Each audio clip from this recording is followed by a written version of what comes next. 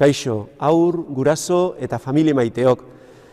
San Pedroko parroki eder honetan gaude, Zumaian, eta hemendikan gaur presentatuko dizuegu bideotxo bat, bai katekistak, hemen dauden katekistak, eta nik, eta hitz egingo dizuegu abendualdiaz. Atentu egon.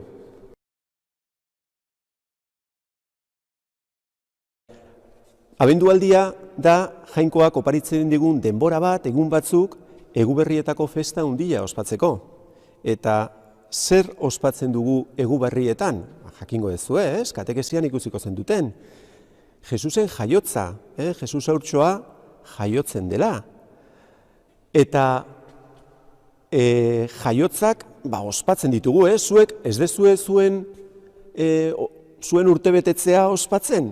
Claro, ospatzen dezuela eta prestatzen dezue baita ere. Bueno, Elizak baita ere, eta Kristau bakoitzak baita ere prestatzen dugu Jesusen jaiotza, Eguberrietako festa. Eta hori egiten dugu abendualdian zehar. Abendualdiak ditu 4 aste, eta bereziki 4 igande horietan, jungo gea prestatzen gure bihotzak, Jesus gure bihotzetara etortzeko, bere maitasunaz eta bere biziaz bete dezan. Eta begiratu, hemen daukagu, abendualdian jartzen dugun koroia, abendualdiko koroia. Eta zer da koroia hau? Bueno, hori orain katekistak esplikatuko dizue oso ondo. Así que, adi egon.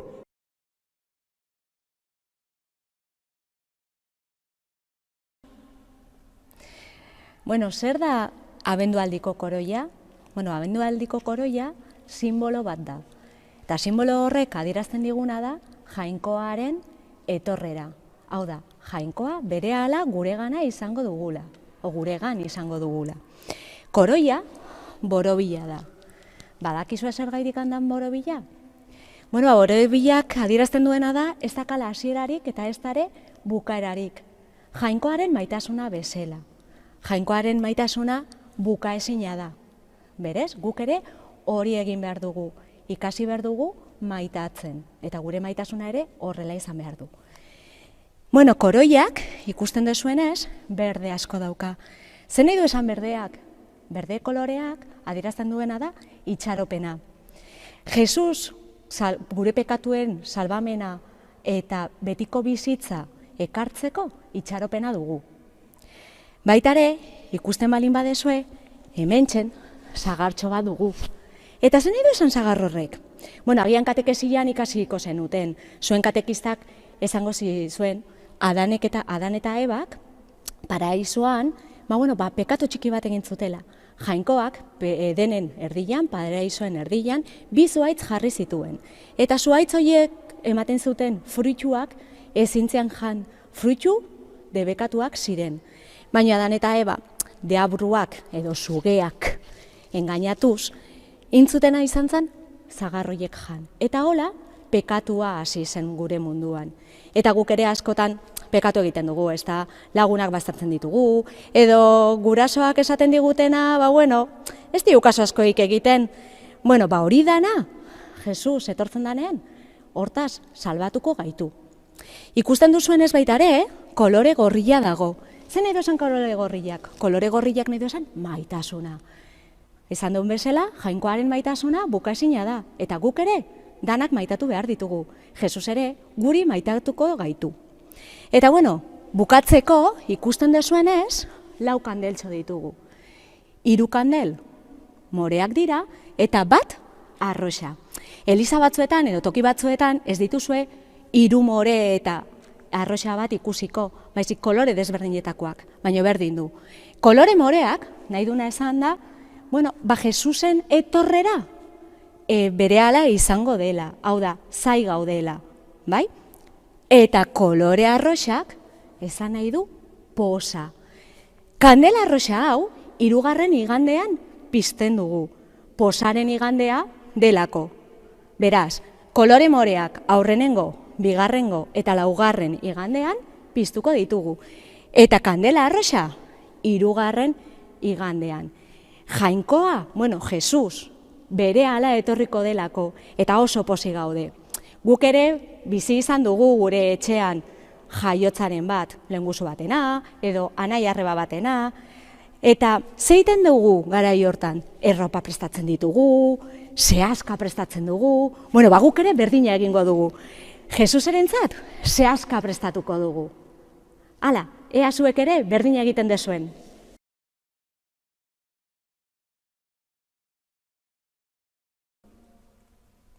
Nola prestatuko geago abendualdirako? Bueno, abendualdirako prestatuko gea otoitz egiten, Jangoikoarekin hitz egiten. Eta horretarako, otoitz egitera ez da errezatzea bakarrik. Guk otoitz egiteare Jangoikoarekin hitz egitea da. Orduan, egunean, 50 minutu hartuko bagenitu Jangoikoarekin hitz egiteko, gure kezkak kontatzeko, gure haserreak gurasuekin, lagunekin, edo gaizki portatu naizen. Ez gauza txarra bakarrik, gauza honak ere kontatu ditzakegu. Gaur amatxe hori izan diot maite diotela. Horrela ere otoitz egitea da. Bueno, eta abendualdirako gu ere prestatu dugu egutegi bat. Egutegi hontan, hasiko zala, hilaren 29an, hilen 24 arte egunero zerbait egingo genuke. Gero, erakutsiko dizuegu eguneroko zer gauzatxo dago. Batzutan izango da, amatxe hori laguntzea. Beste batzutan, otoitz egitea. Horrela, jungo litzateke. Baina gu baita abendualdian, zehazkatxo bat prestatzen dugu. Zehazkatxoa hauain, utza dago. Eta laizzer etorriko da Jesus. Eta horrela, ezin da onartu. Jesus hemen utza pasako luke. Orduan, egunero igandero, ilaike deu zehazka prestatzen jun. Horrenean, mantatxo bat jarriko diegu. Eta mantatxokin horrela goxo-goxo betetzen jongo gara eta lastotxoak jartzen. Horrela, Jesus jaiotzen denean eta gure bihotzea etortzen denean, goxo-goxo etorriko zaigu.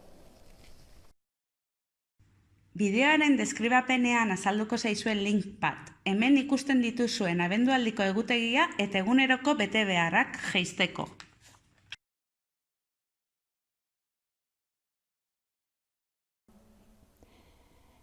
Badakizute esan didan txori txiki batek, oso gustoko duzutela eskulanak egitea.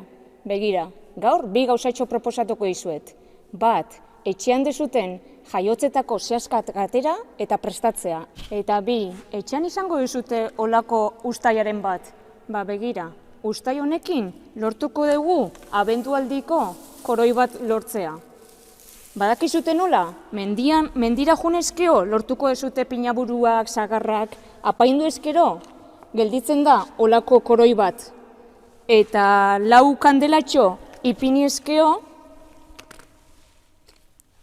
gonbidatzen zaituztet abenduan, astebururo, kandela bat pizten gurasoekin.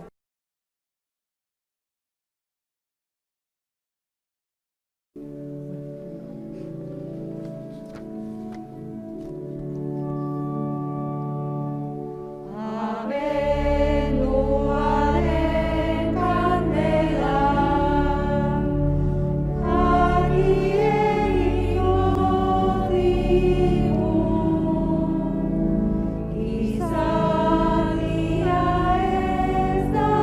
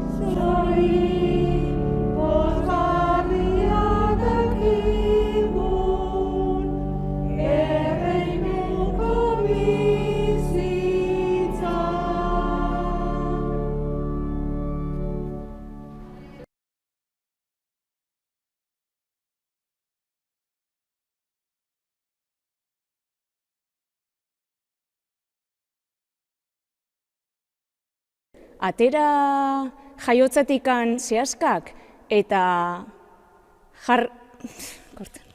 Para cuando nazca Jesús, esté goxo-goxo. Desastre, qué desastre. ¿Eh? Ya, perdón.